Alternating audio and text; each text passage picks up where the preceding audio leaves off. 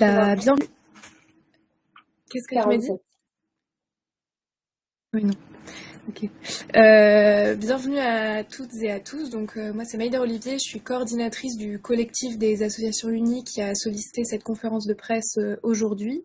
Alors, cette conférence de presse est enregistrée. Vous pourrez la revoir après. Vous avez aussi dû recevoir un dossier de presse qui détaille un peu l'ensemble des sujets qu'on va traiter aujourd'hui. Mais sur le fond, l'intention de cette conférence de presse, c'est d'appuyer, d'insister sur la réponse qui est donnée actuellement par le gouvernement sur le plan de la crise du logement et qui nous inquiète très fortement, puisque cette conférence de presse, c'est la première fois où on va faire un premier bilan de la loi Kasbarian 1, qui a été votée l'année dernière et dont on voit les premières conséquences sur le terrain, à la fois en termes de locataires et de squatteurs.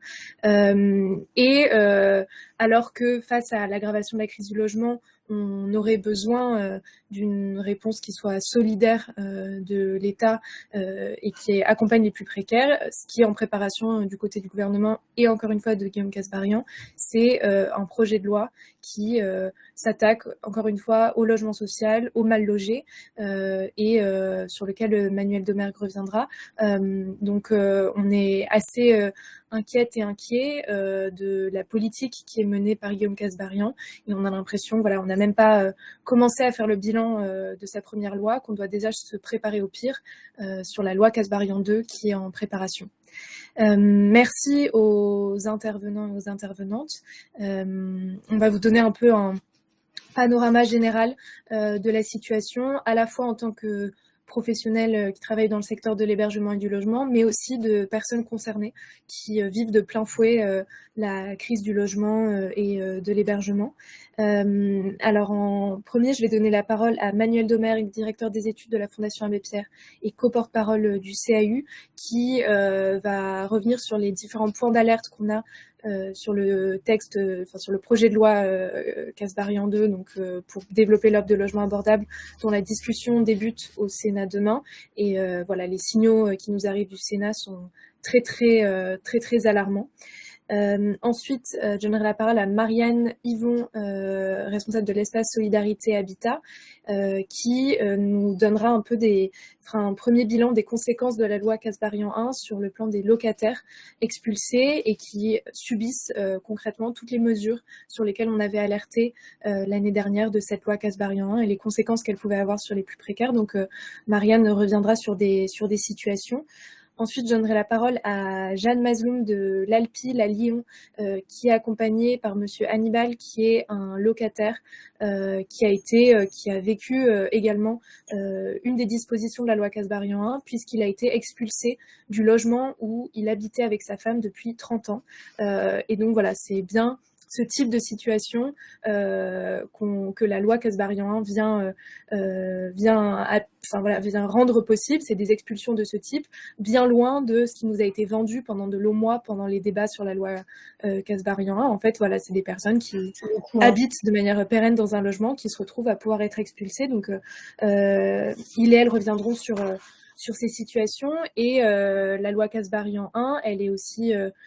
voilà, ça a été très médiatisé, le fait qu'elle allait s'attaquer aux squatteurs, qui sont des personnes concernées par le mal logement, et donc les conséquences sont aussi déjà visibles. Donc je donnerai la parole à Anthony Ickni de la CNDH Rome Europe, qui reviendra sur les derniers chiffres qu'on a des expulsions de squats, bidonvilles et de lieux de vie informels, et aussi en toile de fond les Jeux Olympiques qui viennent un peu appuyer, renforcer des dynamiques, les dynamiques d'expulsion et d'exclusion des plus précaires. Dans la dernière partie, puisque la crise du logement est intrinsèquement liée à celle de l'hébergement, sur laquelle avec le CAU nous alertons depuis de longs mois, et malgré nos alertes et aussi voilà, une crise qui a été rendue très visible pendant l'hiver par les températures glaciales, les personnes sans abri qui sont mortes du froid. On a eu énormément de promesses qui ont été faites par le gouvernement, et on vous fera un bilan de l'action du gouvernement, ou plutôt de l'inaction du gouvernement sur ce plan-là, avec Nathalie Latour, donc directrice de la Fédération des acteurs de la solidarité, qui vous fera un bilan des derniers chiffres de l'hébergement. Et on terminera cette conférence de presse avec Olivier Rigaud, président de l'UNAFO, qui viendra nous parler les premiers éléments sur le plan logement d'abord 2, qui est un peu la réponse martelée par le gouvernement quand on l'interroge sur son action en matière d'aide aux plus précaires et de lutte contre le sans-abrisme. Et donc on viendra discuter un peu, voir si c'est aussi incroyable que le gouvernement le revendique. Merci à toutes et à tous, et sans plus attendre, on aura évidemment un temps de questions à la fin, et je laisse la parole à Manuel Domergue, directeur des études de la Fondation Abbé Pierre.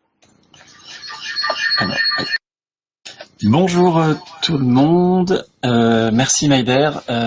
Donc Manuel Domergue pour la Fondation Abbé Pierre.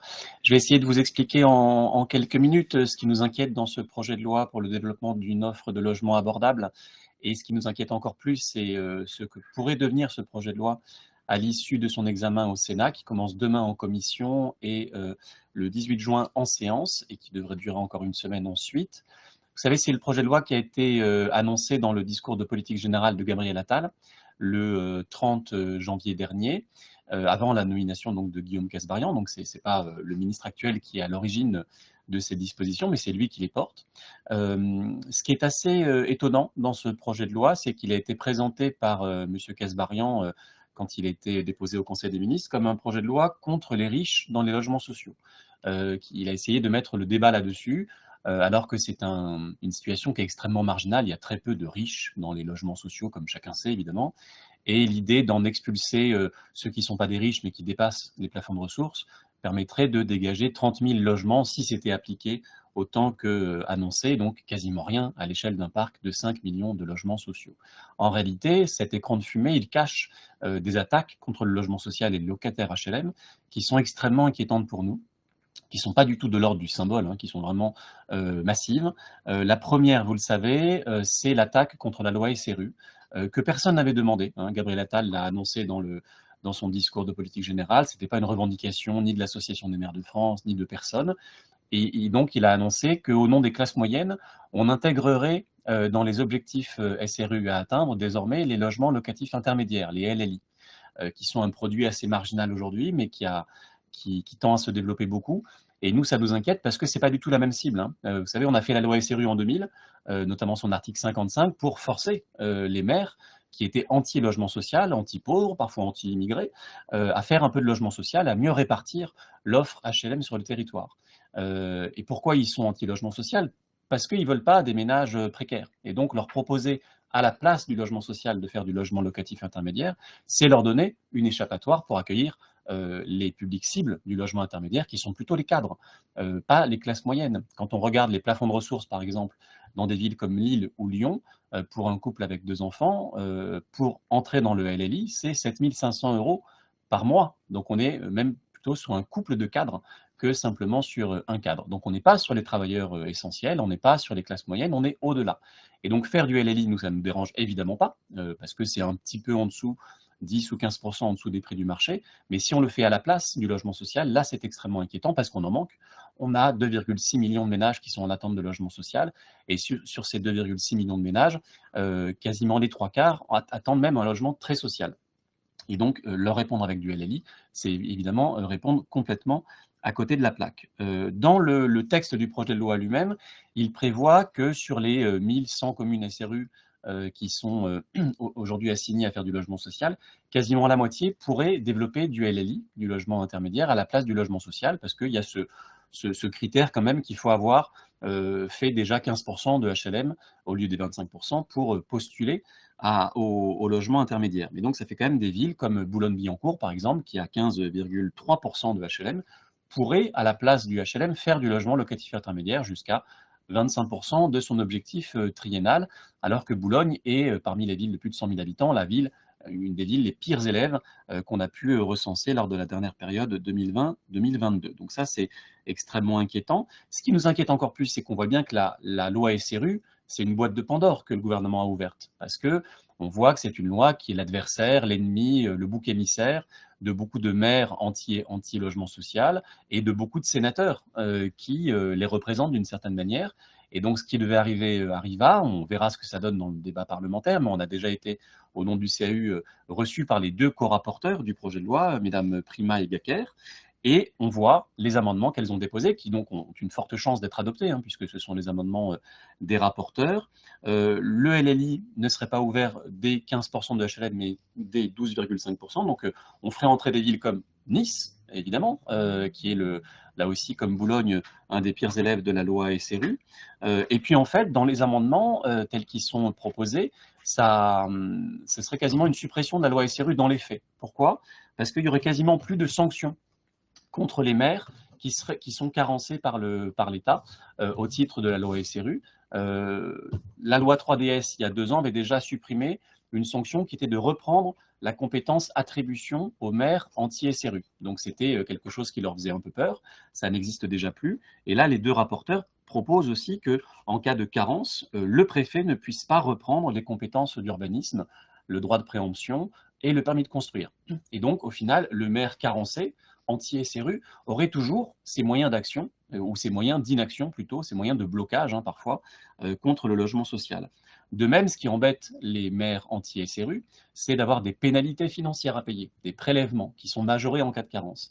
Et bien là, d'après les rapporteurs, ces sommes, qui sont parfois plusieurs centaines de milliers d'euros par an, voire plusieurs millions pour les grandes villes, seraient non pas reversées à l'État, mais reversées à l'intercommunalité. Et donc finalement, ce serait quasiment pour une ville comme Nice, Nice paierait à la métropole de Nice, qui sont les mêmes personnes. Et donc, quelque part, ce seraient des pénalités qu'ils se paieraient quasiment à eux-mêmes. Donc, évidemment, c'est beaucoup moins dissuasif. Et puis, les rapporteurs proposent même de supprimer la Commission nationale SRU, qui était présidée par Thierry Repentin, qui existe depuis l'an 2000, qui est une commission consultative où toutes les parties prenantes, y compris les représentants des maires, peuvent faire valoir leurs arguments. Et donc, les deux rapporteurs disent que cette commission impose aux maires des décisions que les maires refusent, alors que c'est une commission consultative. Donc, on voit bien que cette espèce de dogmatisme anti-SRU s'accompagne maintenant même de véritables mensonges pour mettre un terme tout simplement à un droit de regard de l'État, de la loi, de la société civile sur le précaré des élus anti-SRU dans les villes qui refusent le logement social. Et puis, autre danger très important, Éric Woerth, qui est donc de la majorité désormais à l'Assemblée nationale, a fait un rapport très attendu sur la décentralisation, dans lequel, là aussi, il propose par un autre moyen quasiment de supprimer la loi SRU, puisque l'objectif de 25% ne serait plus calculé par commune, mais par intercommunalité. Or, à l'échelle des intercommunalités, on a quasiment tout le temps 20 ou 25% de logements sociaux. Le problème, c'est que dans une interco, dans une grande agglomération comme l'Île-de-France, il y a des villes qui jouent le jeu et des villes qui ne jouent pas du tout le jeu. Et donc, si on calcule à l'échelle intercommunale, il n'y aura quasiment plus de loi SRU. Donc là, c'est très inquiétant et on attend la réaction de Guillaume Kasbarian, qui avait essayé de nous rassurer pendant des mois et des mois en disant on aura juste cet affaiblissement de la loi SRU telle que présentée dans le projet de loi, mais on n'ira pas plus loin. J'ai fait le tour un peu des différents parlementaires et les troupes sont un peu calmées. En vérité, sans surprise, ce n'est pas du tout le cas. Et donc la loi SRU est en grave danger, comme elle n'a jamais été aussi menacée depuis des dizaines d'années. Je rappelle que c'était le dernier combat de l'abbé Pierre avant sa mort. Il avait été à l'Assemblée nationale en fauteuil roulant pour empêcher les députés qui, à l'époque, voulaient aussi détricoter la loi de le faire. Donc on verra, on attend en tout cas les réactions du gouvernement et des sénateurs. Autre point inquiétant, c'est, et qui est aussi renforcé par les deux co-rapporteurs, c'est l'idée de donner plus de pouvoir d'attribution HLM aux maires. Aujourd'hui, vous le savez, quand on attribue un logement social, ce pouvoir il est partagé entre l'État, qui loge plutôt les plus précaires, les maires qui logent un peu qui veulent plutôt dans leur population, Action Logement qui loge des salariés, et puis le hors contingent, c'est les bailleurs sociaux eux-mêmes qui attribuent des logements sociaux. Le projet de loi prévoit d'avoir plus de pouvoir des maires, qui présideraient systématiquement les commissions d'attribution de logements, qui auraient un droit de veto sur toutes les premières attributions de logements sociaux neufs. Ils pourraient dire « je ne veux pas de tel ou tel ménage », y compris sur les contingents des autres réservataires. Alors au nom de quoi est-ce qu'un maire aurait un droit de veto sur telle famille? Enfin, on est sur des cas individuels, hein. Donc c'est vraiment la porte ouverte à la fois au clientélisme, à la préférence communale et aux discriminations. Vraiment, donc c'est très inquiétant pour nous. Évidemment, les réservataires auraient quand même leur mot à dire parce qu'ils proposeraient quand même 3 candidats comme aujourd'hui, au sein desquels le maire aurait un droit de veto et il ordonnancerait, il ferait une proposition d'ordonnancement pour la commission d'attribution qui déciderait à la fin souverainement. Mais en tout cas, ça met le maire encore plus en position dominante, alors que c'était déjà le cas dans les faits. Et ça, les travaux des sociologues, des chercheurs, qui d'ailleurs ont fait une journée d'études contre la loi Kasbarian 2 il y a quelques semaines, le montrent bien. Le maire, c'est chez lui et il a une influence déjà très importante sur les attributions HLM. Là, on lui donne un poids encore plus fort au détriment des ménages indésirables, des ménages prioritaires. Autre chose qui nous inquiète beaucoup dans ce projet de loi, le préfet pourrait déléguer son contingent préfectoral au maire. Là aussi, ce serait très inquiétant parce que les maires ont des attributions beaucoup moins aux prioritaires. Et quand on a vu les rapporteurs qui sont très à cheval sur cette idée, notamment Sophie Primas, qui est une des 2 rapporteurs, qui a fait voter au Sénat la proposition de loi Prima et qui propose il y a quelques mois, d'avoir tous les pouvoirs au maire pour les attributions. Donc, elle nous a dit, mais enfin, vous avez tort, vous faites un procès d'intention au maire. Ce n'est pas un procès d'intention, c'est le résultat chiffré du passé. Quand on regarde en Ile-de-France, par exemple, c'est les seuls chiffres qu'on a à ce niveau-là, qui attribue aux ménages prioritaires. Contingent préfectoral, 89% d'attribution aux ménages prioritaires. Contingent des collectivités, 21%. Donc on voit qu'aujourd'hui, c'est le préfet. S'il n'y avait pas le préfet, s'il n'y avait pas l'État, il n'y aurait quasiment pas d'attribution de logements sociaux aux ménages qui sont pourtant dits prioritaires, DALO, femmes enceintes, mères célibataires, sans domicile, etc. Donc c'est vraiment le plan logement d'abord qui est en danger si on donne plus de pouvoir aux maires et moins aux préfets pour loger les prioritaires. Et là aussi, grande inquiétude, parce que les 2 corapporteurs ont déposé des amendements pour aller plus loin. Délégation du contingent préfectoral au maire, non pas de manière facultative, mais systématique pour les premières attributions. Donc même à des maires anti-SRU, même des maires carencés, des maires qui ont fait la preuve qu'ils ne voulaient pas des pauvres, des immigrés, des prioritaires dans leur parc HLM, dans leur commune. Donc ça, c'est vraiment la porte ouverte à beaucoup de clientélisme. Et puis un droit de veto qui serait donné, non pas sur un ménage parmi les 3 candidats au maire, mais sur tous les ménages, sur tous les logements. Donc là encore, c'est vraiment extrêmement inquiétant. Par le passé, quand il y a eu des délégations de contingent préfectoral au maire, notamment dans le 92, dans le 95, ça donnait des résultats catastrophiques en termes d'accès au logement social pour les ménages prioritaires, à tel point que la loi égalité et citoyenneté était revenue sur cette possibilité parce qu'il est important que la préfecture, l'État, puisse faire respecter un tant soit peu le droit au logement opposable. Je rappelle qu'on a dépassé le record de 100 000 ménages en retard de relogement alors qu'ils sont prioritaires et urgents à reloger DALO. Dernier point qui nous inquiète beaucoup dans ce projet de loi, c'est l'article 8. Personne n'en a parlé quasiment dans les médias, à part quelques médias spécialisés que je remercie. L'article 8, il prévoit qu'en cas de changement de locataire, les bailleurs sociaux pourront augmenter les loyers, non pas en fonction de l'inflation, mais pour les remonter au niveau des loyers des logements sociaux neufs.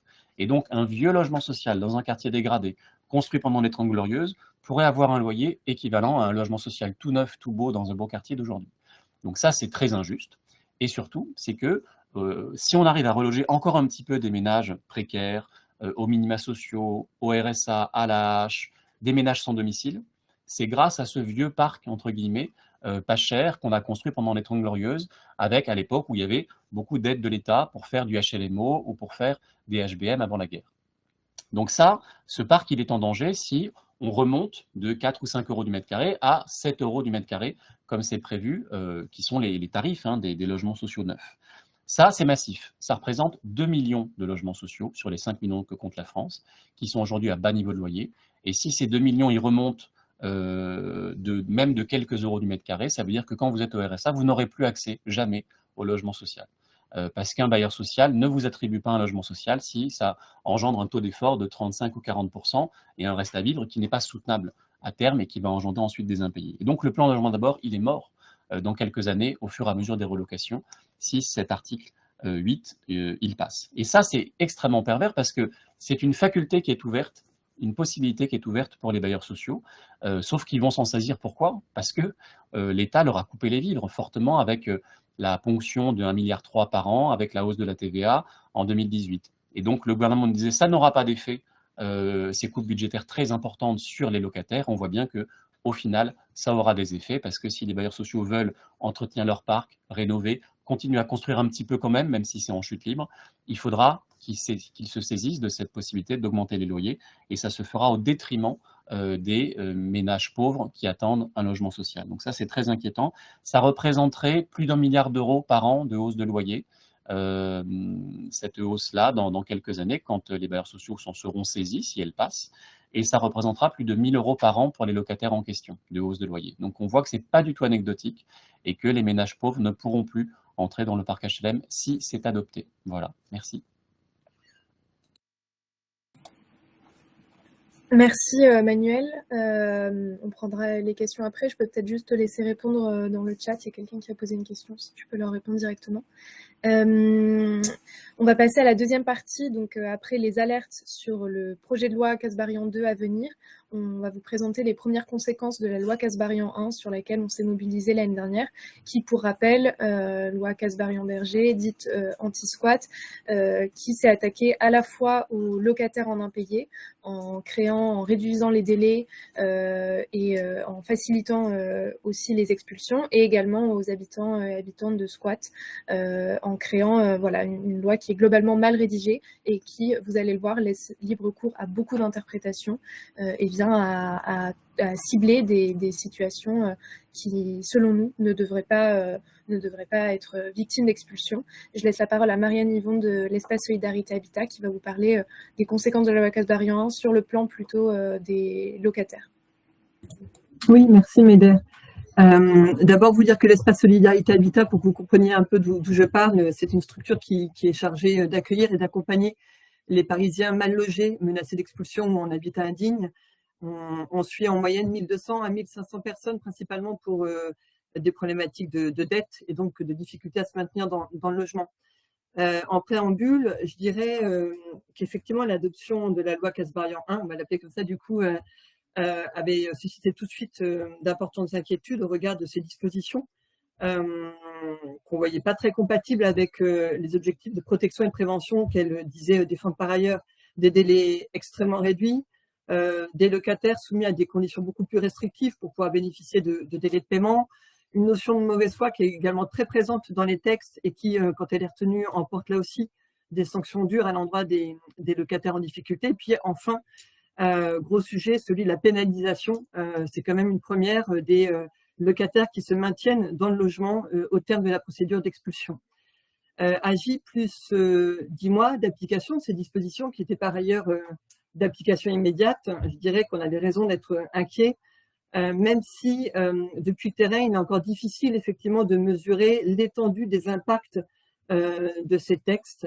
D'abord parce qu'on s'est retrouvé, tu l'as dit Médère, du jour au lendemain, avocats, magistrats, associations, travailleurs sociaux, avec des dispositions extrêmement mal écrites, incohérentes, donc donnant lieu à beaucoup d'interprétations. Et puis, il faut le rappeler aussi que sur le volet de la prévention des expulsions, on est encore au milieu du gué dans la mesure où on attend toujours les décrets d'application. Cela étant posé, je vais vous partager quelques constats qu'on ne peut là aussi bien appréhender que si on les met en lumière d'un contexte politique d'expulsion plus global. Le premier constat, c'est clairement des délais beaucoup trop courts pour soutenir une logique de prévention d'expulsion. À cet effet, la loi Kasbarian 1, elle opère finalement deux mouvements en effet ciseaux. C'est d'un côté une accélération clairement de la procédure d'expulsion.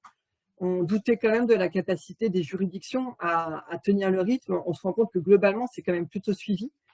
Et puis le deuxième mouvement, c'est celui d'une réduction très significative des délais qui sont susceptibles d'être accordés en fin de procédure. On est passé de 3 ans, qui était donc la norme possible avant, à 1 an. Et là aussi, si on misait sur une interprétation, on va dire, la plus favorable aux locataires par le biais des magistrats, malheureusement, on a rapidement déchanté. C'est 1 an, ça n'est qu'1 an strictement. c'est un an non renouvelable et on doit en plus imputer plutôt tous les délais qui auraient été préalablement accordés par le juge de l'expulsion, le juge du contentieux et de la protection.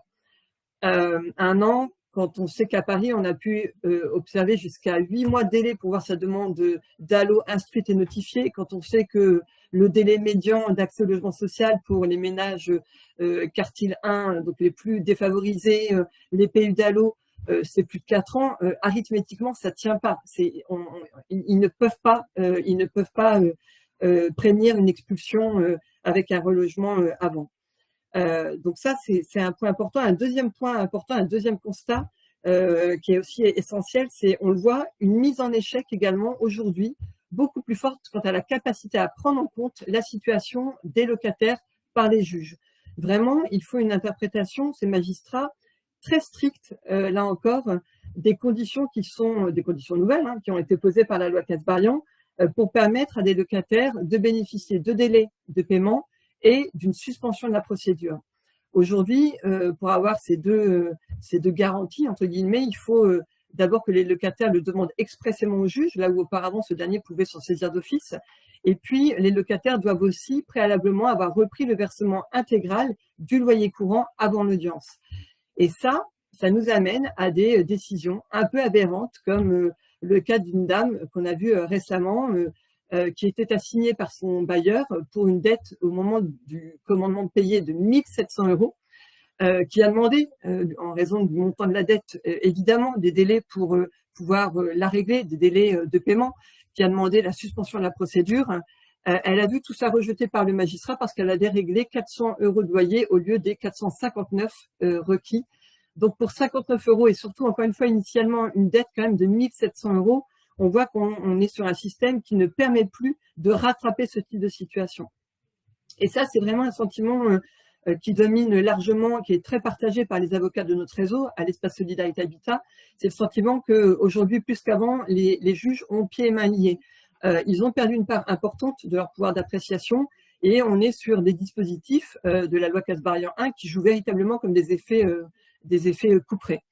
Alors même que par ailleurs, on a d'importantes zones d'ombre qui subsistent, notamment sur la notion, je l'évoquais à l'instant, de loyer courant. Est-ce qu'on parle d'un loyer avec charge, sans charge? Est-ce qu'on parle du loyer résiduel, c'est-à-dire réduction faite du montant de la location? Sur ce point, on a des décisions là aussi différenciées selon les territoires, ce qui pose quand même deux sujets, celui de la sécurité juridique des justiciables et puis encore une fois d'égalité des chances en fonction de là où on se situe. Le troisième constat, c'est vraiment cette notion de mauvaise foi. Elle est quasiment systématiquement avancée par les bailleurs sans forcément être argumentée, développée. Quand elle est reconnue, elle prive le locataire de délai pour pouvoir quitter les lieux et le locataire se voit aussi supprimer les 2 mois qui sont attachés au commandement de quitter les lieux. Donc on est vraiment sur une procédure d'expulsion express plus. Forcément, nous, on est assez créatifs quant au développement de décisions très défavorables à nouveau aux locataires. Étant entendu qu'on a pu avoir ici un locataire reconnu de mauvaise foi parce qu'il avait réglé 2 loyers courants avant le jour de l'audience, le magistrat a considéré que donc il aurait été capable de payer plus tôt, le bailleur donc de mauvaise foi. Là, on a vu un locataire reconnu de mauvaise foi parce que une toute petite dette s'était reconstituée après l'effacement d'une dette précédente par le FSL. Là, et c'est quand même beaucoup plus massif, on voit des personnes reconnues de mauvaise foi parce qu'elles sont occupantes sans droit ni titre. Donc on est sur un terrain hyper glissant. Faut quand même avoir à l'esprit qu'une fois que le juge de l'expulsion a prononcé cette notion de mauvaise foi, elle l'a acté dans sa décision. Derrière, le juge de l'exécution va également s'y référer pour supprimer les délais de quitter les lieux. Et encore derrière, la commission de médiation d'allo va encore s'y référer pour refuser la reconnaissance d'allo prioritaire aux personnes en difficulté. Donc, ils sont expulsés plus vite et ils ont bien moins de chances derrière de pouvoir un jour accéder à nouveau à un logement social. On rappelle du coup que cette notion quand même à la base de mauvaise foi, c'est pas un concept au doigt mouillé à géométrie variable. Elle implique en principe la volonté du locataire de nuire, de frauder, de dissimuler, et elle doit toujours être appréciée à un moment donné. Et puis le quatrième constat, on se place cette fois sur le terrain du pénal, ce qui est encore une fois quand même inédit. Heureusement, nous, on n'a pas encore vu de décision passée ni d'action engagée contre des locataires que nous pourrions accompagner à l'Espace Solidarité Habitat. Pour autant, il faut quand même redire combien pèse sur les épaules des locataires cette menace de 7 500 € d'amende et par ailleurs une inscription au casier judiciaire, notamment pour des personnes qui ont des titres de séjour à faire renouveler. C'est quand même extrêmement problématique, sachant qu'en général, évidemment, ils n'ont pas d'autre choix que de se maintenir, sinon aller à la rue. Voilà pour vraiment très brièvement les premiers constats que nous, on voit émerger du terrain. Et encore une fois, on ne dit rien de ces constats si on ne les met pas en lumière d'un contexte, encore une fois, plus global, qui est lui aussi terrible. On est sur un niveau record d'expulsion. En 2023, ça a été largement médiatisé. On a atteint 21 500 expulsions avec le concours de la force publique au niveau national. Nous, très localement, à juste la petite échelle de l'espace Solidarité Habitat, on a comptabilisé 60 ménages expulsés contre 25 l'année précédente. 66% de ces ménages étaient reconnus DALO et moins de quasi la moitié de ces personnes DALO ou vulnérables ont été expulsées sans aucune mise à l'abri.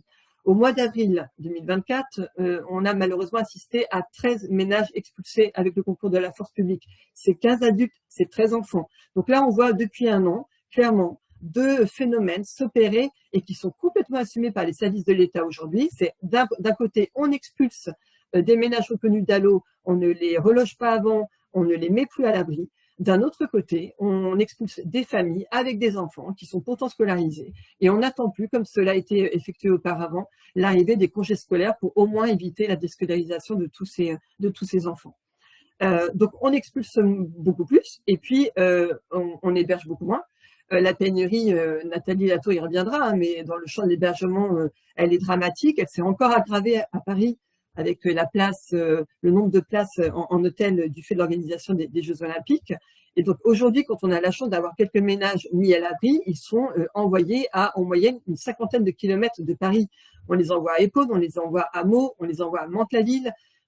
Concrètement, quand on a une activité professionnelle, on la perd dans ces conditions-là. Quand on a des enfants scolarisés à Paris, ils sont déscolarisés. Quand on a des problématiques de santé, la prise en charge s'en trouve évidemment aggravée, compliquée. C'est le cas là aussi d'un ménage, d'un monsieur qui a été expulsé avec sa famille et qui nécessite 3 fois par semaine dans des unités spécialisées parisiennes des soins. Et donc, depuis Mantes-la-Ville où il a été mis à l'abri, il a ses allers-retours sans cesse. Donc, en conclusion, on protège clairement moins, on expulse beaucoup plus, on n'héberge plus et subissent en revanche tous les traumatismes durables dans le parcours des personnes pour les personnes. Ces traumatismes, on les avait sériés, ils ont été documentés dans cette étude récente de la Fondation Abbé Pierre de mars 2022 et évidemment c'est dramatique. Merci beaucoup Marianne pour ces retours. Il y a des questions dans le chat. Voilà, je vous invite aussi, journalistes, vous l'avez déjà fait, mais peut-être à écrire vos questions dans le chat, comme ça permet aux intervenants de répondre directement après leur intervention. Une des dispositions également dont on a pas mal entendu parler pendant le passage de la loi Kasbarian 1 l'année dernière, c'est l'élargissement de ce qui est considéré du squat de domicile à tous locaux à usage d'habitation. Donc ça, c'est l'article 38 de la loi DALO qui a été modifié. Et en fait, c'est un article qui détaille une procédure administrative d'évacuation forcée qui permet d'échapper à la procédure d'expulsion classique, qui est plus protectrice pour les habitants et qui requiert une décision de justice. Et jusqu'alors, cette exception, elle était contenue au seul squat de domicile et elle a été élargie à l'ensemble des squats de locaux à usage d'habitation, ce qui permet en fait d'inclure des logements vides, des biens entre deux locations, enfin voilà, des locaux qui ne sont pas le domicile d'un propriétaire et pour lesquels il n'y a pas d'urgence à expulser. Et pourtant, on va avoir un témoignage de Jeanne Mazoum de l'Alpil et du monsieur qui est avec elle, qui a subi cet article, qui a été victime de cet article 38, supposé être cantonné au squat de domicile, qui en fait était une personne qui habitait depuis 30 ans dans le logement avec sa femme et qui a été expulsée à 65 ans en quelques jours. Donc je laisse la parole à Jeanne. Oui, bonjour tout le monde. Du coup, je vais d'abord laisser témoigner monsieur qui est à côté de moi et après peut-être qu'on pourra reprendre ensemble avec monsieur. Il ne souhaite pas témoigner à visage découvert. Du coup, je couperai juste la caméra pendant le temps de son témoignage dans un premier temps.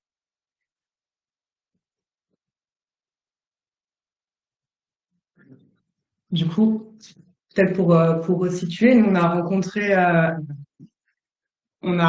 rencontré monsieur dans nos permanences d'accès au droit liées au logement. On l'a rencontré fin août puisque sa concubine, qui était titulaire d'un bail, avait délivré, la tutrice de sa concubine avait délivré un congé, en tout cas souhaitait rendre le logement. Et du coup, monsieur occupait le logement depuis plus de 30 ans et souhaitait savoir un peu comment il pouvait rester dans le logement, demander le transfert de bail à son nom. Donc, on l'a rencontré fin août à partir de là. Peut-être, monsieur, vous souhaitez raconter la suite des événements? Ben, c'est-à-dire, après 30 ans de vie commune dans le même appartement avec ma compagne, le 2 novembre, à 8h30 du matin, le GIGN et puis l'huissier sont arrivés et m'ont expulsé de l'appartement en me laissant le minimum, c'est-à-dire 2-3 vestes et 2 pantalons. Ils ne voulaient pas que je prenne le reste, mes disques, etc. Et tout ça à cause de l'assistance sociale qui nous a imposé 14 heures d'aide à domicile par semaine, c'est-à-dire 2 heures tous les jours, qu'on a refusé. Et devant mon insistance contre ce refus, l'assistance sociale nous a mis sous tutelle, sans aucun courrier officiel, ni par elle, ni le juge. Personne ne nous a prévenu qu'elle était sous tutelle. Et donc, j'avais le droit à rien. Comme j'étais en concubinage depuis 30 ans, un concubin n'a droit à rien. C'est-à-dire, j'avais 10 minutes pour sortir de l'appartement. Et voilà, je comprends pas ce qui s'est passé. Je sais pas si c'est la loi qui est comme ça ou donc là j'ai retrouvé grâce à Madame Mazloum un studio après avoir vécu 6 mois dans voiture, garage et un peu chez la famille. Voilà. Ok. Ouais. Du coup, effectivement, monsieur, ce qui s'est passé, c'est nous, on l'a reçu en permanence en lui demandant qu'il pourrait prétendre au transfert de bail suite au passage en EHPAD de sa concubine. En effet, ça faisait plus de 20 ans, 30 ans même qu'il habitait le logement. Tous ses papiers, ses documents étaient à cette adresse-là, ainsi que son titre de séjour, connu de la préfecture, du coup, à cette adresse-là. Monsieur, on l'a accompagné dans la rédaction d'une demande de transfert de bail, auquel la régie n'a jamais donné suite. Et puis, on a quand même préparé à une possibilité qu'ils doivent partir et du coup commencer des démarches de relogement, mais en s'attendant à une procédure judiciaire qui aurait pris le temps de la procédure judiciaire, la possibilité du contradictoire et la possibilité pour monsieur d'être assisté à un avocat. On a été très surpris quand monsieur s'est présenté un vendredi avec du coup, un arrêté d'évacuation de la préfecture sous 7 jours. Donc, monsieur il n'avait pas forcément eu accès à une permanence d'accès au droit avant. Donc, il y avait déjà 5 jours qui s'étaient passés. Monsieur, on l'a reçu un vendredi. Il a fallu trouver une avocate en 2 jours pour pouvoir déposer des référés suspension et un recours en annulation dans les 3 jours qui suivaient.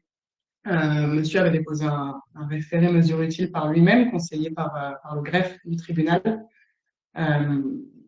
Et du coup, il y a une avocate qui a déposé un référé suspension qui a été rejeté sur ordonnance de tri, donc qui n'a pas permis de suspendre l'expulsion, qui a eu lieu du coup le 2 novembre, le lendemain du coup de la trêve hivernale, puisque ça n'est pas soumis à la trêve hivernale, qui a eu lieu le 2 novembre, effectivement, en présence d'une dizaine de policiers Et un huissier. et un huissier de justice, tout à fait.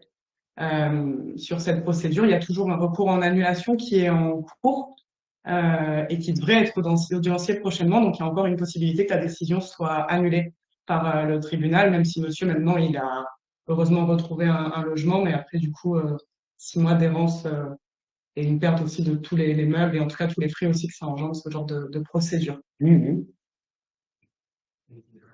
Est-ce que vous souhaitiez ajouter peut-être d'autres éléments? Non, pas spécialement. Vous avez tout dit, vous avez tout résumé.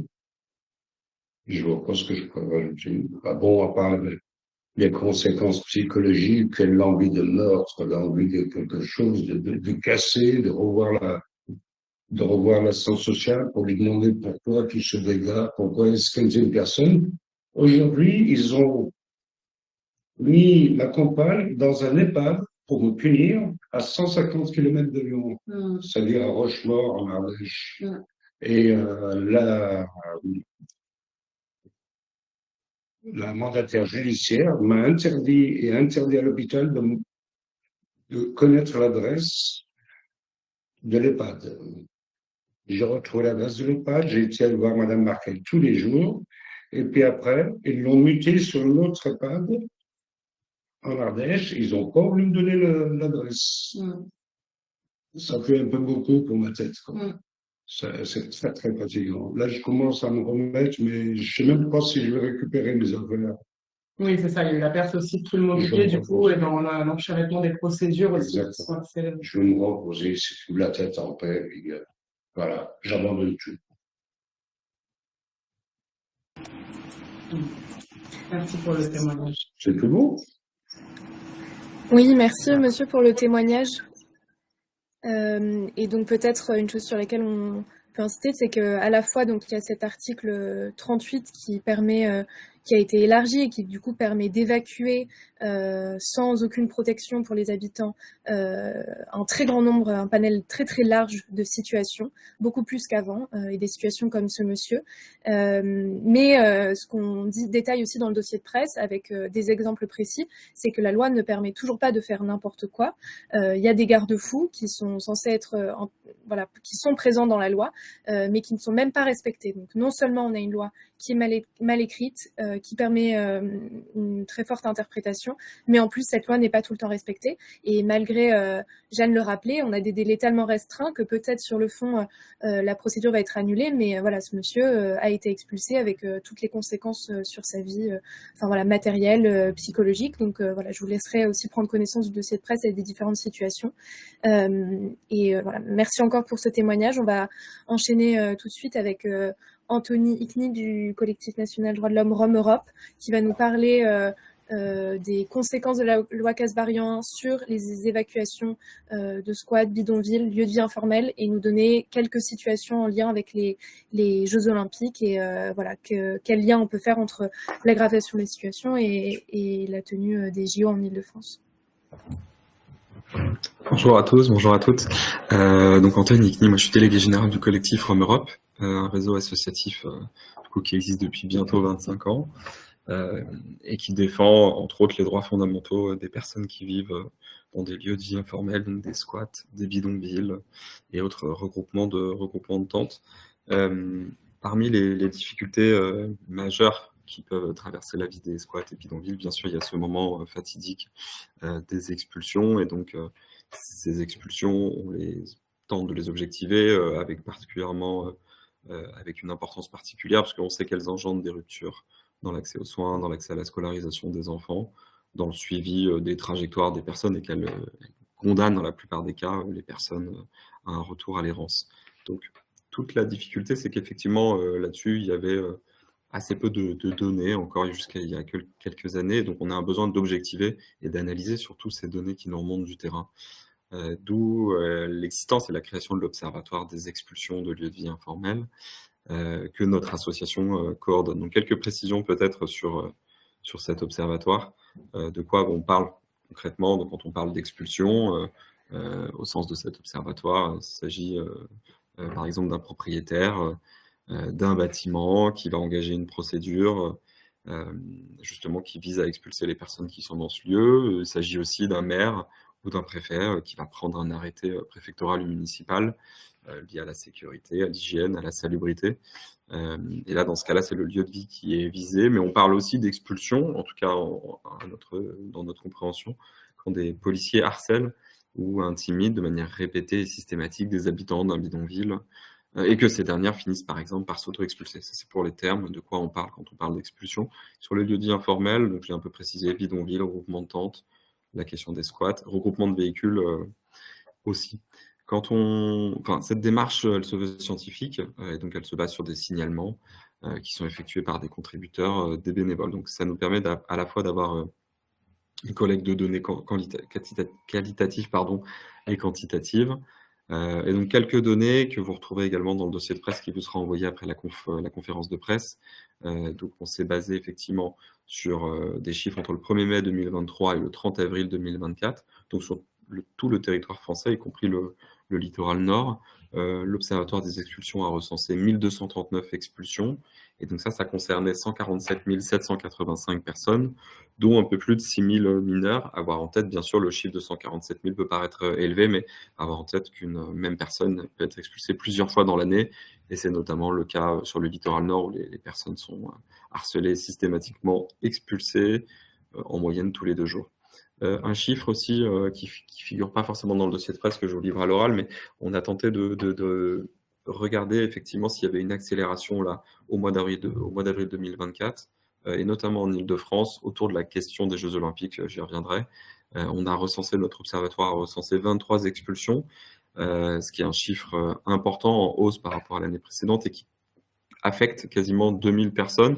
Comment on explique ça? Donc effectivement, on sort de la trêve hivernale, donc on a un rebond des expulsions chaque année, ça c'est pas bien nouveau, mais on a aussi beaucoup de policiers, beaucoup de préfectures qui nous disent que clairement les policiers vont être mobilisés dans le cadre des Jeux Olympiques et qu'il y a un besoin d'expulser tout de suite maintenant, en avril et au mois de mai. On n'a pas encore les données pour le mois de mai, mais on sait qu'elles vont être encore en hausse. Ce qui est important de noter, c'est uniquement la question des chiffres, parce qu'on est à un haut niveau en réalité sur la question des expulsions depuis plusieurs années. Il n'y a pas une explosion absolue pour 2023-2024, on est sur un très haut niveau. Ce qui nous intéresse aussi, c'est d'observer dans quelles conditions ces expulsions se déroulent. Et ce qu'on observe, c'est qu'il y a de moins en moins de diagnostics sociaux. Donc les diagnostics sociaux, c'est en gros des travailleurs sociaux, par exemple d'un CCS, ou d'une association qui vont effectuer en amont d'une expulsion, ou bien avant une expulsion, un recensement des vulnérabilités qui peuvent être présentes sur un bidonville, sur un squat. Est-ce qu'il y a des personnes, des femmes enceintes? Est-ce qu'il y a des enfants? Si oui, sont-ils scolarisés? Et en fait, ces diagnostics sociaux, ils sont vitaux pour ensuite proposer des solutions ajustées aux personnes, et donc des solutions d'hébergement, des solutions d'insertion dans le logement directement. Et en fait, on a de moins en moins, d'après nos chiffres, de diagnostics sociaux à chaque expulsion. Et ça, on sait que c'est particulièrement néfaste parce qu'on a du mal à suivre les personnes. On a aussi de plus en plus une surmobilisation, une surutilisation des arrêtés. Donc les arrêtés, voilà, ça peut sont des actes administratifs, que ce soit des arrêtés préfectoraux ou municipaux. Et la difficulté, quand des préfets, des maires utilisent ces arrêtés, c'est que plutôt que d'attendre des décisions de justice qui sont problématiques, en fait, ces arrêtés, ils laissent très peu de temps aux personnes pour les contester. Et surtout, ils sont rarement accompagnés de diagnostics sociaux. Un exemple, il y a quelques semaines, le 15 mai, il y a 2 bidonvilles à Saint-Denis qui ont été expulsés. Ces 2 bidonvilles, il y avait des procédures juridiques qui étaient lancées. Une procédure avait accordé des délais aux habitants de ce bidonville, l'autre avait carrément débouté la ville de Paris. Donc, au mépris de ces décisions de justice en cours et des délais qui avaient été accordés, la ville de Saint-Denis a décidé de prendre un arrêté municipal et d'évacuer le 15 mai ces personnes sans aucun diagnostic social, seulement quelques poignées, voilà, vraiment de propositions d'hébergement. Et ironie du sort, voilà, le lendemain, il y avait le contentieux qui continuait, les arrêtés municipaux qui avaient été contestés devant les juridictions, et ceux-ci ont été suspendus. Mais malheureusement, l'expulsion avait déjà eu lieu. Ça vous montre bien que quand les collectivités, les préfectures prennent des arrêtés, ça peut aller très vite, et il y a très peu de possibilités pour les personnes, notamment qui habitent ces bidonvilles, ces squats, ces lieux-dits, de les contester. Quelques exemples de liens directs, ou plus ou moins avérés en lien avec les JO. La question des Jeux Olympiques, elle est importante. Dire que les expulsions de lieux-dits, elles ne sont pas nouvelles, qu'on est à un très haut niveau, et que la tenue des JO en France, là, dans quelques semaines, elle n'explique pas à elle seule les expulsions, parce que, comme je le disais précédemment, il y a déjà eu des expulsions depuis des années. Mais qu'on peut parler d'une convergence réellement, voilà, entre la loi Kasbarian, qui a été précédemment évoquée, le manque d'hébergement d'urgence, très clairement, et les Jeux Olympiques. Et tout ça produit des effets délétères pour les personnes. Il y a quelques semaines, effectivement, par exemple, quelques exemples d'expulsions à Bordeaux, un bidonville, quasiment 500 personnes qui étaient à proximité directe du stade Matmut Atlantique. Les personnes ont été expulsées, aucune proposition d'hébergement ne leur a été faite. Et là, pour le coup, le directeur de cabinet de la préfecture de Gironde expliquait que, je cite, la préparation des Jeux Olympiques nous oblige à un niveau de sécurisation élevé, et pour ce faire, il y a un certain nombre de périmètres de sécurité qui ont dû être établis autour du stade Matmut. À savoir que quand Donc il y a des compétitions de foot qui ont lieu, de Ligue 1 qui ont lieu chaque semaine au stade Matmut Atlantique où l'équipe de Bordeaux joue. Ça ne justifie pas l'expulsion d'un bidonville. Par contre, la tenue des Jeux Olympiques, oui. Avoir en tête aussi que ces personnes, elles sont en errance dans la métropole bordelaise depuis des années, que ce sont des travailleurs de la vigne, et que la solution est bien connue des autorités, et que clairement la préfecture n'en a absolument rien à faire que ces personnes repartent à l'errance. On a connu une situation similaire à Lille, au bidonville du parc Matisse, où les services préfectoraux ont annoncé que le bidonville avait été expulsé en raison du passage de la flamme olympique. Encore un autre exemple à Noisy-le-Sec, en Seine-Saint-Denis, en Île-de-France, où un maire a pris un arrêté en justifiant, enfin, dans les termes de l'arrêté, on a effectivement un argument qui touche au JO. Donc il y avait une urgence à préserver la régularité des trains, notamment dans une période très particulière des prochains Jeux Olympiques. Je cite l'arrêté. Je termine ma présentation pour ne pas dépasser le temps. On peut aussi dire, effectivement, je ne l'ai pas fait, mais qu'il y a de nombreux squats qui ont été expulsés cette dernière année, ce que montrent aussi nos chiffres un peu partout en Île-de-France. Je pense à Montreuil, à l'Île-Saint-Denis, à Vitry, à Aubervilliers. C'est des squats qui étaient soit à proximité d'infrastructures olympiques, soit de gares, de métro, soit à proximité directe du village olympique. Ce qui caractérisait ces squats, c'est qu'on a affaire à des squats où des personnes travaillaient, étaient en régularité pour la plupart vis-à-vis du droit au séjour, que c'était aussi des bases arrières de la solidarité, puisque dans ces squats, par exemple, il pouvait y avoir des cantines, des gens qui préparaient à manger, et que ces bâtiments étaient vides depuis des années. Et ben donc là, le constat est sans appel. Plusieurs associations sont repassées devant ces bâtiments qui ont été expulsés au fil de l'eau cette dernière année. Tous sont toujours vides, gardiennés. Donc on est bien là dans le non-sens absolu de cette loi Kasbarian, qui prévoit effectivement de toujours mobiliser plus de forces de l'ordre pour expulser des bâtiments vides, qui ont vocation à rester vides. Et la dernière circulaire là, du 2 mai 2024, où effectivement le ministre du Logement, le ministre de la Justice et le ministre de l'Intérieur demandent au préfet de bien vouloir remonter des chiffres et d'avoir une attention particulière pour les squats. Enfin voilà, le message, il est malheureusement plutôt pessimiste aujourd'hui, mais la situation ne va pas s'améliorer dans les prochains mois.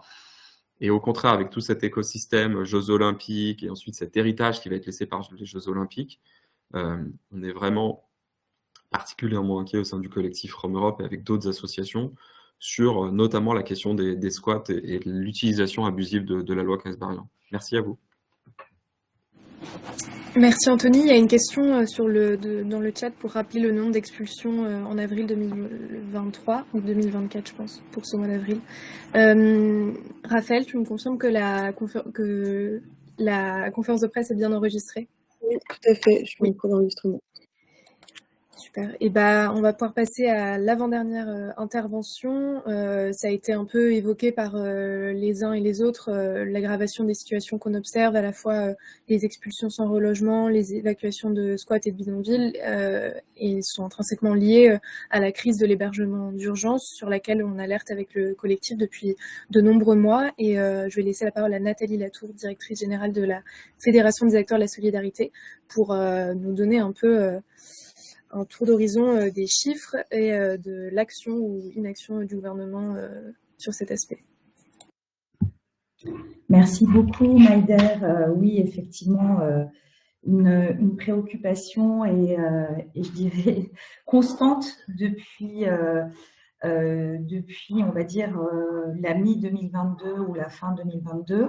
On comprend bien avec l'ensemble des présentations qui a eu lieu avant que bien évidemment, la question du sans-abrisme est extrêmement préoccupante puisque, encore une fois, les personnes qui se retrouvent à la rue sont les conséquences des politiques publiques qui n'ont pas été appliquées en amont, bien évidemment, celle du logement. Et on voit bien l'impact que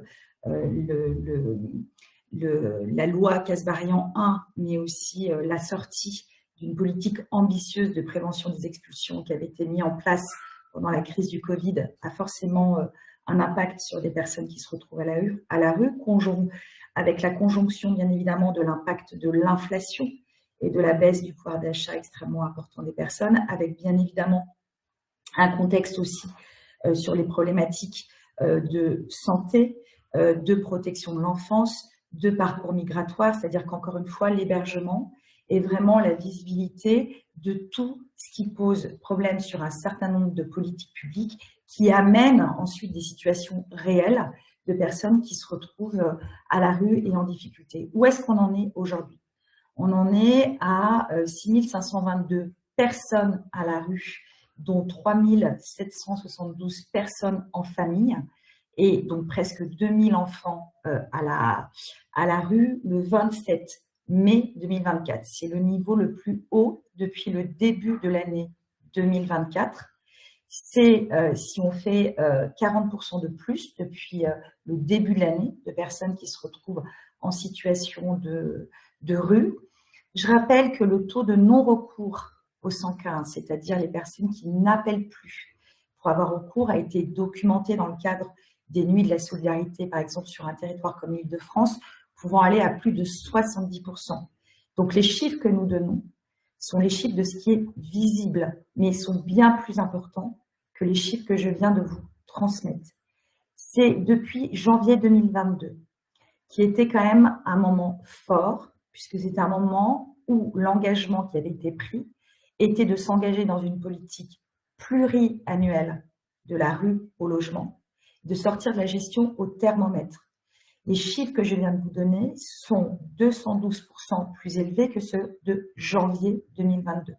C'est-à-dire que depuis l'engagement qui avait été pris de la sortie de la politique au thermomètre et de l'engagement de la politique pluriannuelle, nous sommes sur un niveau extrêmement élevé de personnes sans abri et dont, pour nous, comme vous l'avez compris, de la rue au logement, tout ce qui se discute actuellement sur cette loi logement est extrêmement préoccupant parce que c'est non seulement un levier de sortie des personnes qui sont en situation d'hébergement, d'application de la politique du logement d'abord que nous soutenons totalement, qui va être extrêmement grippée alors qu'elle l'est déjà, mais c'est aussi mécaniquement, comme on l'a montré précédemment, des personnes qui vont être et qui sont déjà expulsées beaucoup plus rapidement de leur logement, parce qu'il y a aussi un enjeu non seulement d'accès, mais de maintien dans le logement par rapport à des niveaux de loyer adaptés aussi au pouvoir d'achat des personnes. Je tiens à dire qu'on a de plus en plus de travailleurs pauvres qui se retrouvent à la rue ou dans les questions d'hébergement, phénomène qu'on avait moins vu ces dernières années et qui revient extrêmement fortement. Alors, qu'est-ce qui se passe aujourd'hui? Nous, ce qu'on constate quand même, c'est qu'on a un vrai problème sur la question de la continuité et la crédibilité de la parole publique. Pourquoi? Parce qu'on nous dit en octobre 2023, 0 enfant à la rue. On a eu d'ailleurs des effets de cette politique, mais des effets qui n'ont pas été maintenus, puisque le niveau reste extrêmement bas. Donc, on s'engage sur 0 enfant à la rue, mais on ne tient pas cette promesse. Ensuite, malgré un débat parlementaire sur lequel le débat démocratique a fait son travail, que ce soit au Sénat ou à l'Assemblée, où ont été votés des amendements, encore une fois, souvent de façon transpartisane, sur le fait d'augmenter le niveau de places d'hébergement qui ont été ensuite retoqués par le gouvernement au titre donc, du 49.3. Nous avons ensuite des déclarations de politique avec le Premier ministre du Logement, M. Vergrit, en janvier, qui nous annonce 120 millions d'euros supplémentaires pour consolider la problématique au mois de janvier. Ensuite, le ministre Béchu, Christophe Béchu, nous annonce au mois de mars, devant, encore une fois, la représentation nationale, le maintien de cette enveloppe. Ensuite, en avril, le nouveau ministre, Guillaume Kasbarian, confirme à nouveau l'utilisation de cette enveloppe. Nous sommes fin mai, début juin. Nous n'avons pas vu la couleur de cette enveloppe. Récemment, le ministre s'est exprimé à nouveau devant les parlementaires suite à une question qui lui avait été posée. Et nous retombons à nouveau dans la rhétorique dans laquelle nous sommes enfermés les uns et les autres, à savoir, le gouvernement n'a jamais mis autant de moyens sur l'hébergement. Ce que nous n'avons jamais démenti, bien évidemment, que le niveau qui a été mis sur l'hébergement est un niveau élevé. La question n'est pas celle-ci. La question est, bien évidemment que ce niveau est élevé, mais que faisons-nous de ces milliers de personnes et d'enfants qui sont encore à la rue? Et comment on ouvre un espace de discussion qui nous permet à chacun de nous de trouver des marges de manœuvre pour résoudre cette situation? Parce que si la seule réponse que nous avons, et nous n'avons jamais mis autant de moyens et la discussion est close, ça veut donc dire que les associations qui sont en première ligne sont aujourd'hui dans un contexte inédit et beaucoup plus fort de durcissement des rapports avec les autorités publiques sur la question du tri des précarités. C'est-à-dire que les consignes que nous avons d'ailleurs attaquées sur 2 territoires, la Haute-Garonne et la région Île-de-France, sur la priorisation des publics, qui remet en cause le problème d'inconditionnalité de l'accueil et de continuité de l'accueil. Aujourd'hui, vous avez vraiment l'inconditionnalité de l'accueil qui est mise à mal. Vous avez des conditions pour rentrer dans l'hébergement d'urgence et vous avez aussi un problème de continuité avec des délais de prise en charge qui sont parfois très courtes parce qu'il faut des rotations de public. Donc, non seulement on imagine les conséquences qui ont d'ailleurs été décrites sur les personnes, sur les enfants, sur les problématiques, encore une fois, de scolarisation, de maintien, de santé, d'emploi. Et on imagine aussi, dans un contexte extrêmement dur d'attractivité des métiers du social, ce que ça implique pour des équipes de travailleurs sociaux en première ligne, de gérer aujourd'hui le tri des précarités. Et notamment pour dire aussi que là aussi, dans les renvois de responsabilité, quand les ministres disent « nous ne comprenons pas pourquoi des personnes restent autant d'années dans l'hébergement », nous leur disons que nous aussi, nous ne comprenons pas. Pourquoi aujourd'hui un délai d'accès en préfecture prend 18 mois, ne serait-ce que pour étudier une première demande? 18 mois. La FAS va sortir une enquête au mois de juin avec plusieurs centaines de réponses qui va mettre en exergue tout simplement la difficulté au mur administratif auquel se comportent les personnes, ne serait-ce qu'en termes d'études de leurs droits ou de renouvellement de leur titre de séjour et l'impact que ça a en cascade sur leur situation. Donc oui, nous aussi, nous ne comprenons pas. Nous ne comprenons pas pourquoi des personnes qui ont tous les marqueurs pour accès au logement sont encore dans l'hébergement. Nous ne comprenons pas pourquoi des personnes qui travaillent aujourd'hui ne peuvent pas avoir accès aussi à la question de la régularisation par le travail, alors que nous avions la possibilité de le faire en fin d'année dernière et qu'un choix tout autre a été fait. Donc oui, des solutions existent. Oui, des solutions sont possibles à partir du moment où tout le monde s'attelle à la résolution des problèmes et où la question de l'efficacité de la réponse publique n'est pas uniquement de la question de la responsabilité des associations, même si elles doivent prendre leur part dedans.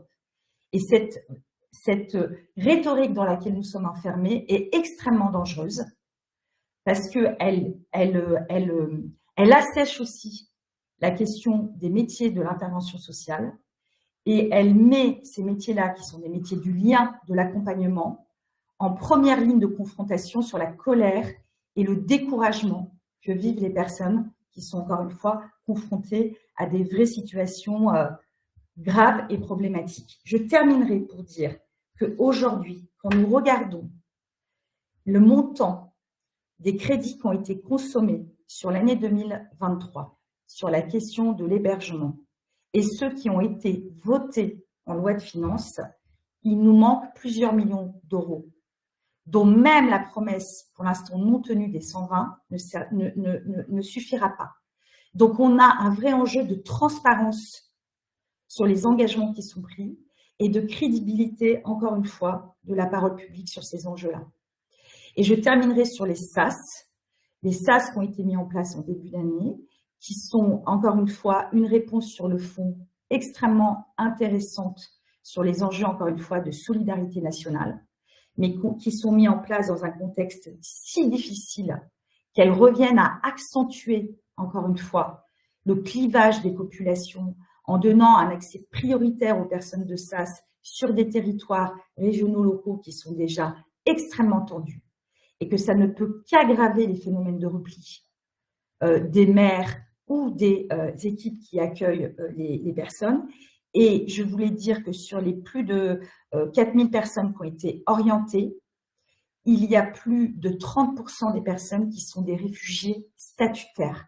Des réfugiés statutaires. Ça en dit long sur notre capacité d'avoir des politiques de prévention et d'intégration efficaces, parce qu'aujourd'hui, les personnes qui sont sous les ponts à Paris, ce sont plus de 30% de réfugiés statutaires. Merci.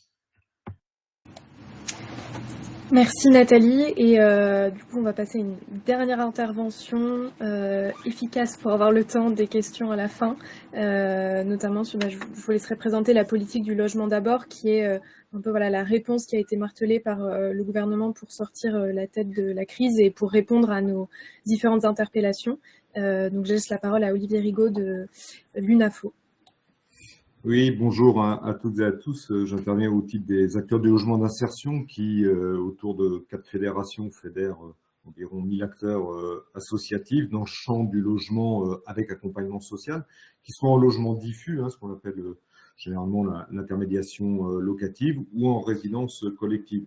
Ce sont des solutions en soi, notamment les pensions de famille, pour les gens qui vont pouvoir y rester de manière stable pendant des années, mais aussi des solutions transitoires entre hébergement et logement autonome pour des publics présentant des fragilités, qu'elles soient sociales, psychiques ou, et de plus en plus d'ailleurs, en lien avec l'emploi dans le cadre de mobilité, d'emploi saisonnier, par exemple.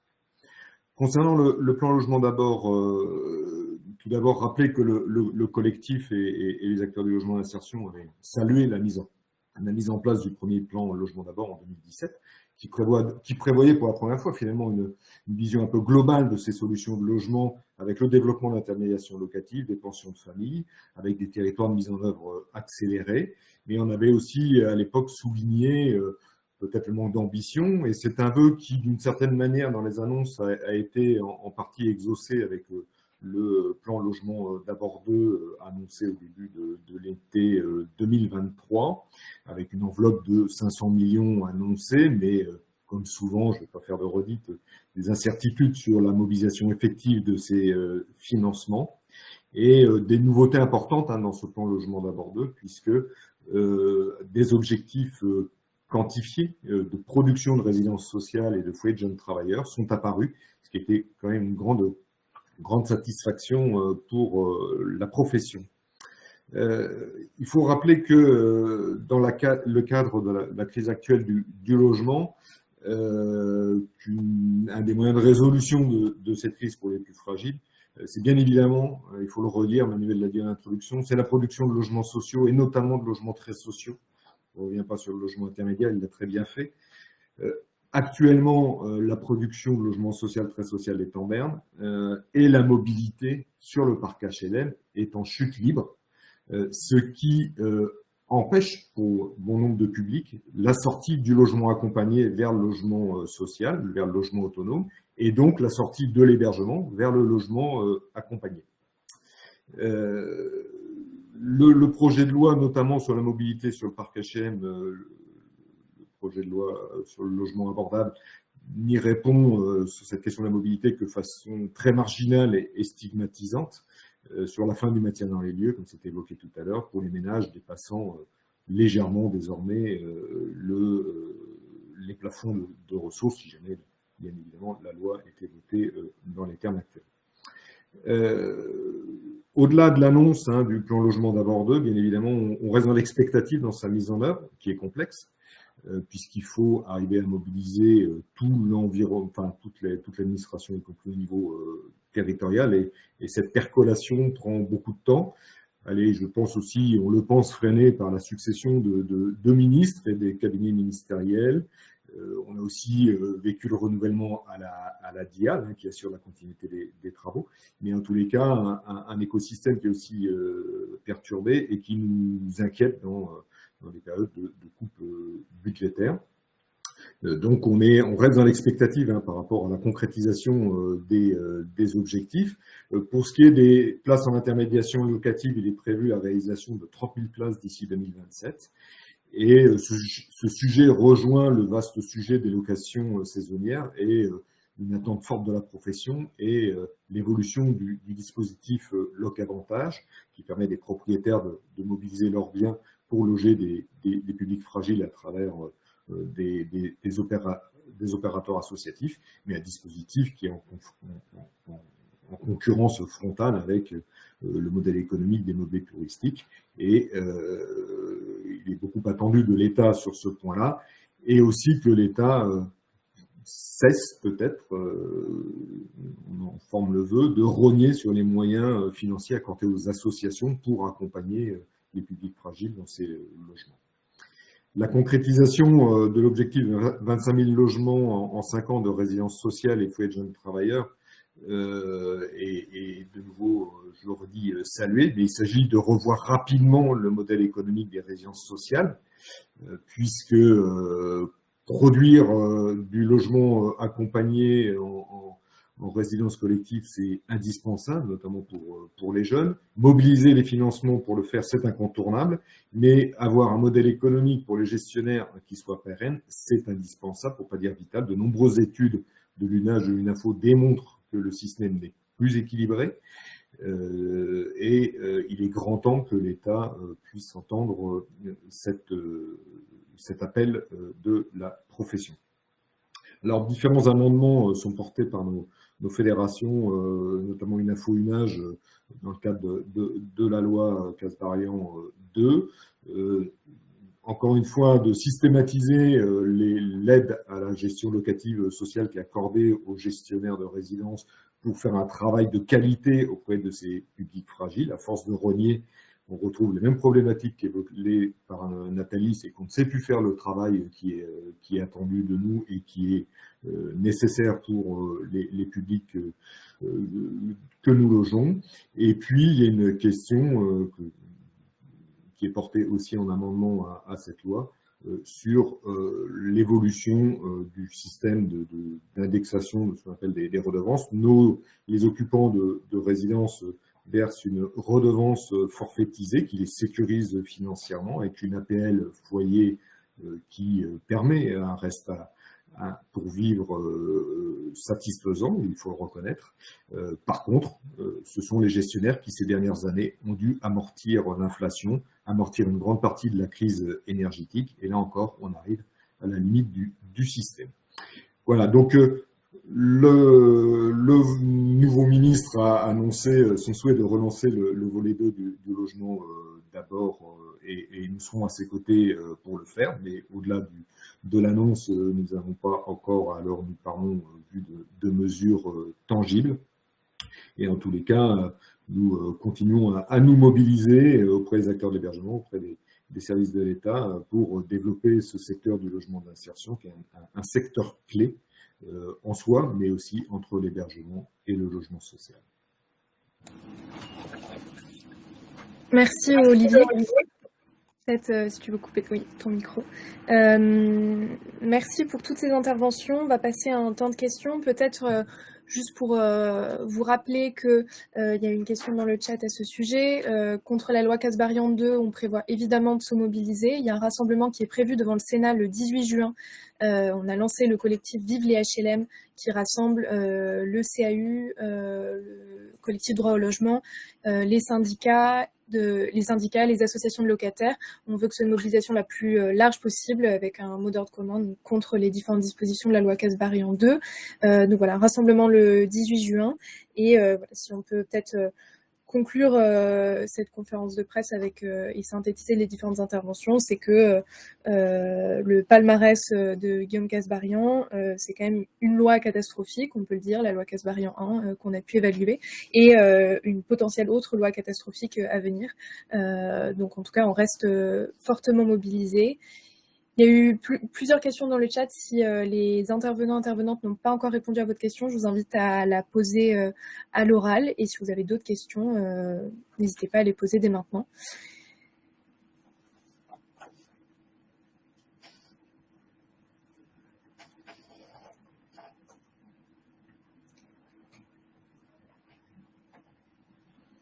Pas de questions. Claire Année. Oui, pardon, c'était juste une question un peu technique parce que vous avez dit énormément de choses en très peu de temps, donc c'était compliqué de tout noter. Et donc, je vous demandais si vous pouviez nous dire où vous en étiez de votre temps d'enregistrement, sachant que sur la visio, on est à 1h14 de visio.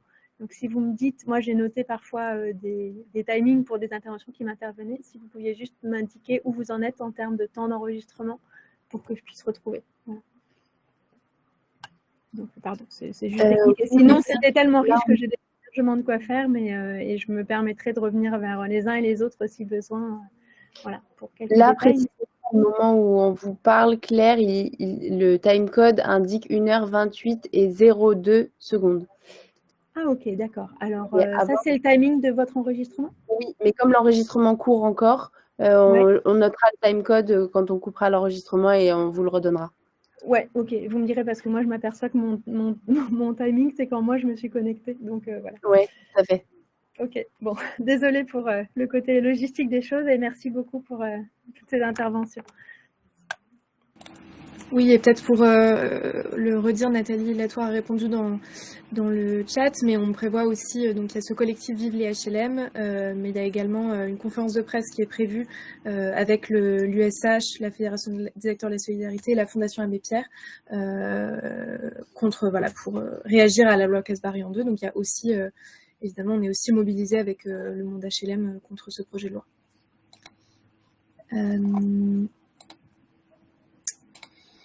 Eh bien, écoutez, je remonte un peu dans le chat parce que vous avez posé vos questions au fil de l'eau, mais si je vois que certains ont donné leur mail, mais de toute façon, je crois, Angèle, que tout le monde va recevoir le dossier de presse. Oui, tout à fait. Joindre le lien de la conférence de presse une fois que je l'aurai mis sur le site du CAU. Oui, même... aucun problème. De toute façon, entre l'envoi de Charlotte et le nôtre, oui, tout le monde recevra le dossier de presse. Excusez-moi, on va le recevoir juste après la conférence de presse, l'enregistrement. Oui, là, dès qu'on raccroche, on l'envoie, on appuie sur envoyer. Mais non, mais je crois qu'Angèle, la question c'est sur l'enregistrement de la conférence de presse. Et du coup, il faudrait peut-être si on peut, dans l'envoi du dossier de presse, joindre le lien de la conférence de presse. Bah écoute, on va essayer. Ouais. Et puis sinon, on l'enverra au cas par cas. Et dans le dossier de presse, il y aura le détail des amendements qui ont été précisés par Manuel de Mergue concernant la loi Kasbarian 2. Ou ce sera succinct? Alors, non, mais peut-être, Manuel, que tu peux envoyer le lien du thread, parce que du coup, le dossier de presse a été rédigé avant le dépôt des amendements, mais Manuel a fait un récapitulatif sur Twitter. D'accord, ok. Merci. Je te laisse juste l'envoyer dans le chat, Manuel. Pardon, et la différence entre, quelqu'un demande la différence entre, donc le collectif des associations unies, c'est vrai que je ne nous ai pas représenté au début, mais on a un collectif de 41 organisations des secteurs de l'hébergement et du logement, des acteurs associatifs, donc on fait partie, on a lancé l'initiative Vive les HLM, avec les associations de locataires, l'association de droit au logement, les syndicats, donc on fait partie du collectif Vive les HLM, mais Vive les HLM c'est un collectif plus large. Et qui est cantonné à cette loi Kasbarian 2, alors que nous, on se mobilise plus largement. Très bien, et il ne reste plus qu'à vous remercier pour votre participation. Je remercie encore les intervenantes et les intervenants pour leur contribution. Et en tout cas, on reste très fortement mobilisés parce que, comme vous l'avez vu, les temps à venir vont être assez cruciaux. Merci beaucoup. Merci beaucoup. À tous. Au revoir. Merci. Au revoir.